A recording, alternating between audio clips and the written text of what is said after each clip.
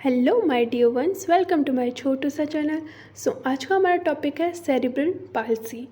इसमें हम cerebral palsy क्या है, ब्रेन कैसे डैमेज होता है, बर्थ से पहले, बर्थ के टाइम एंड बर्थ के बाद, लिमिटेशंस क्या है, टाइप्स क्या है, इम्पेयर्ड रिफ्लेक्सेस कौन कौन सी होंगी। ठीक है, स्टार्ट करते हैं। सेरिब्रल पाल्सी, नॉर्मली इसमें क्या होता है, सेरिब्रल पाल्सी के पेशेंट में उसकी मूवमेंट्स डिस्टर्ब हो जाती है, उसका बैलेंस, कोऑर्डिनेशन वगैरह जो है वो सब डिस्टर्ब हो जाता है। ठीक है, okay. Cerebral palsy is a condition in which child's brain is damage before, during and after birth.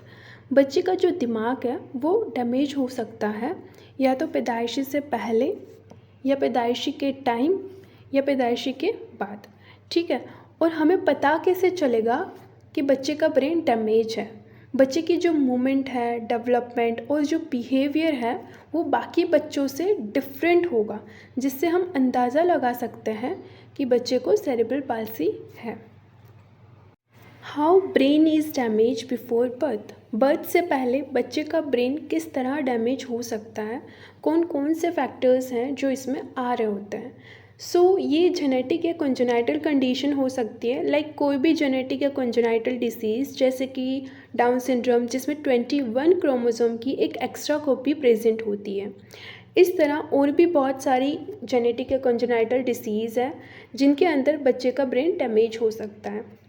अगर मदर को प्रेगनेंसी के वक्त इन्फेक्शन हो गई है या जर्मन मिसल्स वगैरह की वैक्सीन नहीं करवाई हुई थी, तो मदर को जो इन्फेक्शन है उसकी वजह से भी बच्चे को सेरिब्रल पाल्सी हो सकता है।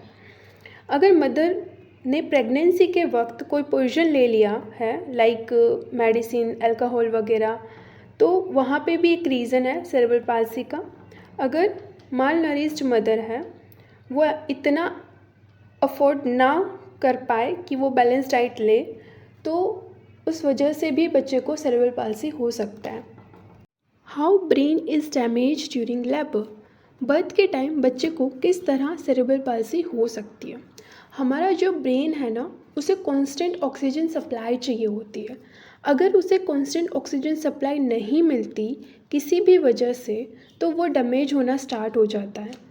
डैमेज होगा तो जाहिर सी बात है बच्चे को सेरिब्रल पाल्सी होगी। इसमें क्या हो सकता है, बच्चे को ऑक्सीजन की कमी हो सकती है। अगर डिले लेबर हुआ, लेबर में ज़्यादा टाइम लग गया, तो बच्चे को ऑक्सीजन की इनसफिशेंसी हो सकती है, जिसकी वजह से ब्रेन डैमेज हो सकता है, और ब्रेन डैमेज की वजह से सेरिब्रल पाल्सी हो सकती है। अगर ट्विन बेबीज़ है, ट्विन्स है, तो पहले ट्विन का बर्थ हो गया है, दूसरे ट्विन के बर्थ में ज़्यादा टाइम लग गया है, तो दूसरे बेबी को ऑक्सीजन की इनसफिशेंसी हो सकती है और इस वजह से उसका ब्रेन डैमेज हो सकता है। ठीक है, how brain is damage after birth. Birth के बाद किस तरह ब्रेन डैमेज हो सकता है।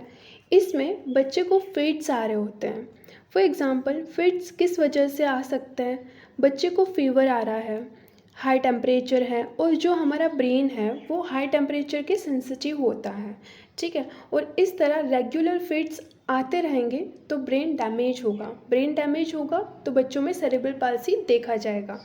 डिहाइड्रेशन, अगर बच्चे को डायरिया, वॉमिटिंग की वजह से बच्चों में डिहाइड्रेशन हो रहा है, तो हमारा जो ब्रेन है वो लॉस ऑफ वाटर के लिए भी सेंसिटिव होता है।